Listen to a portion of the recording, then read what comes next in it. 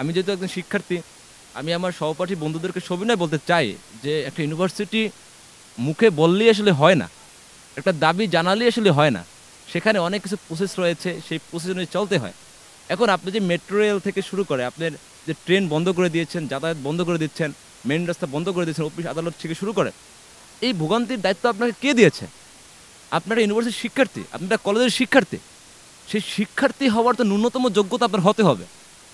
মানুষের যে মৌলিক অধিকার অন্ন বস্ত্র স্বাস্থ্য চিকিৎসা, সেখানে যাতায়াত যদি বন্ধ করে দেওয়া হয়, এটা বাধাগ্রস্ত হয়, এটা তো একটা শিক্ষার্থীর জায়গা থেকে কাম্য নয়।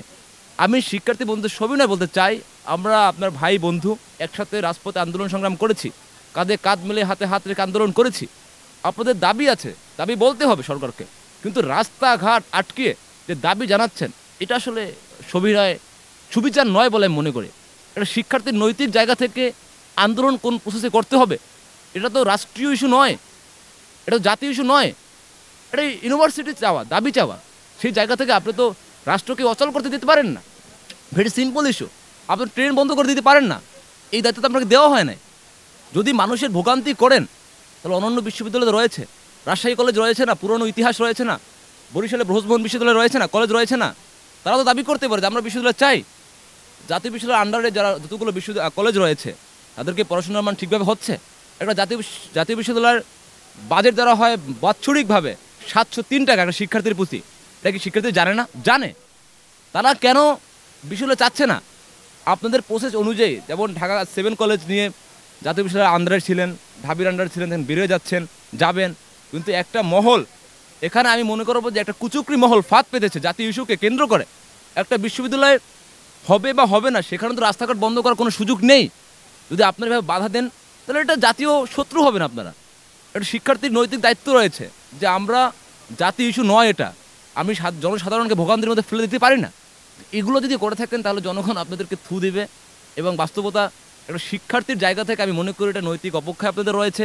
আপনি একটু নিজেকে ভাবুন, আপনার ইউনিভার্সিটিটা পরের বিষয়, আপনার রাষ্ট্র। সকলকে ধন্যবাদ। আপনারা ইতিমধ্যে অবগত আছেন যে বাংলাদেশের প্রেক্ষাপটে সেই 24 জুলাই থেকে এই পর্যন্ত বিভিন্নবার বিভিন্ন বিষয় নিয়ে, ইস্যু নিয়ে রাজপথ দখল, মানুষের ভোগান্তি, এটা ইতিমধ্যে অহরহ হয়ে যাচ্ছে। আসলে সরকারকে আমি ব্যর্থ হিসেবে বলতে চাচ্ছি না, আমি এখানে কার্যকরের মাধ্যমে রাষ্ট্র সচল নয়, অচল হয়ে যাচ্ছে। এটা জনগণ বুঝে। বিপ্লবের পরে কারা করে? যারা কুবিপ্লব প্রতিবিপ্লব তৈরি করতে চায়, তারা এই বিষয়গুলো আলাপ আলোচনা করে, তারা এই বিক্ষোভ করে। সুতরাং আপনারা কি কুবিপ্লব বা প্রতিবিপ্লবের আশ্রয়স্থল হবেন, না আপনারা এই বিপ্লবকে সমর্থন করে, এই অভ্যুত্থানকে সমর্থন করে আপনার সাধারণ শিক্ষার্থী যেভাবে আন্দোলন সংগ্রাম গড়ে তুলছি, এই বিপ্লবকে রক্ষা করার জন্য আমরা নতুন বাংলাদেশ বিনির্মাণ করতে যেভাবে কার্যক্রম সংস্কার চালাচ্ছি, সেখানে সহযোগিতা করবেন? এটা আপনাদের নৈতিক উপর প্রশ্ন রাখলাম। যদি এভাবে রাষ্ট্রকে অচল করে দিতে চান, তাহলে আপনার জাতির শত্রু হবেন। শত্রু হতে যদি চান, তাহলে অবশ্যই জনগণ সেটা বুঝে নেবে।